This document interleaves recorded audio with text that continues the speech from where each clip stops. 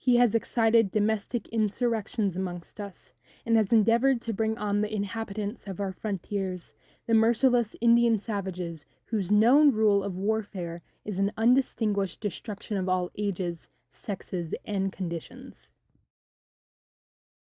We hold these truths to be self-evident, that all men are created equal, that they are endowed by their Creator with certain inalienable rights, that among these are life, liberty, and the pursuit of happiness. This has been stated in the Declaration of Independence, yet lots of information, and communities at that, have been excluded, contradicting the original message. So people who were once left out, people who were once slaves, women, Native Americans, it did not count. When I think about the Declaration of Independence, I mostly think it stood as grounds for colonists to separate from their countries in Europe. The original declaration does not fully state that the colonists, the new citizens, are invading indigenous homelands. Consideration to the new lands and its original people is not explored.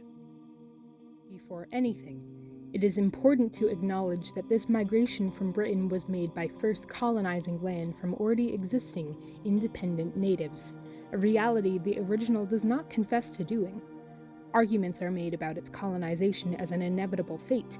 However, even so, the violent, forceful nature of man could have been avoided in the process if they truly did believe what was written much later in 1776. Now, of course, many sayings from the Declaration of Independence stay, but not all values do.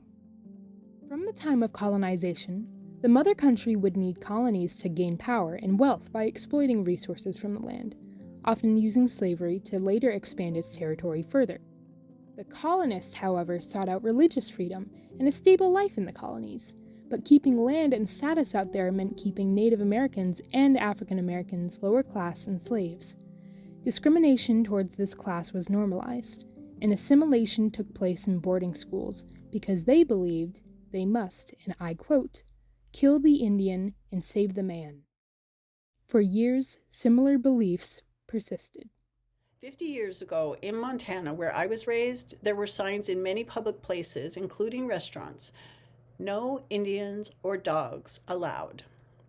Those signs are no longer there, but the sentiment remains in many places.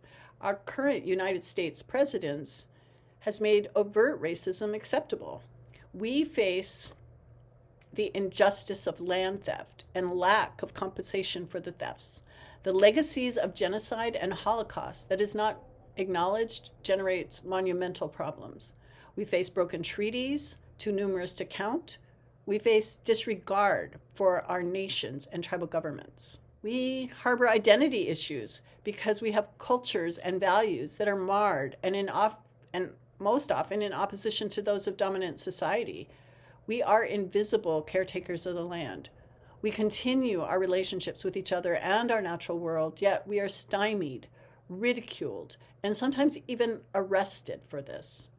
This has exponential consequences, including the scourge of missing and murdered Indigenous people. In 2018, I co-authored the very first report on missing and murdered Indigenous women and girls, the very first data report that put into the hands of the tribal warriors who sit in our tribal councils, those who operate in our urban settings, the families and the community members and the grassroots organizers who have been screaming for justice for their invisible loved ones, not for 10 years, 20 years, but for more than 500 years. It goes without saying that the past does not currently align with what America needs right now. Of course, our rights to our pursuit of happiness stay as they are, but we call for a different focus. I would like it to be titled The Declaration of Interdependence. Good governance should use examples from the natural world and apply them to governments and statements for governance for human beings. I stress, I am not a national or tribal leader, and I do not speak on behalf of the Absaroka Nation or any other community. I am sharing my individual perspective today. Despite all our hardships, we the people are grateful to be who we are.